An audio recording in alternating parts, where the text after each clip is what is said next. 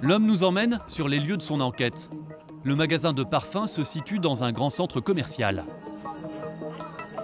C'est un magasin assez étendu avec une demi-douzaine d'employés. Aux yeux du détective, potentiellement, ils étaient tous suspects.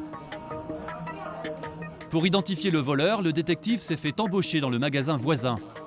Puis, il a lié connaissance avec les différentes vendeuses de la parfumerie pour essayer de leur soutirer des renseignements. Non, ouais, je vais te montrer les parfums qui sont le maximum vendus. Ça va être ce style-là de parfum. Sur les étagères, il nous fait remarquer des bouteilles en libre service. On appelle cela des testeurs. Ils permettent aux clients de sentir les parfums avant de les acheter. Ces testeurs ne sont pas destinés à être vendus, et ça, tous les employés du magasin le savent. Est-ce que vous avez des testeurs à vendre, des choses comme ça, non? Non, ça se vend pas. Non. C'est interdit, c'est marqué. Ce sont justement ces testeurs qui disparaissaient avant même d'être mis en rayon. D'après les responsables de l'enseigne, on en avait volé plusieurs centaines. Le voleur se servait donc directement dans le stock, espérant que cela ne se remarquerait pas sur le chiffre d'affaires de la boutique.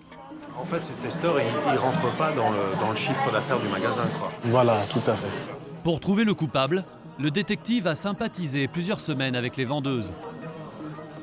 Pause café, pause déjeuner, le moindre prétexte était bon pour les faire parler. Et un jour, l'une d'elles s'est confiée à lui.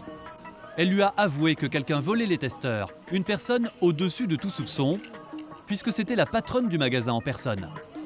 D'après cet employé, la chef subtilisait les flacons juste après qu'ils aient été livrés par les fabricants et avant qu'on y place un antivol.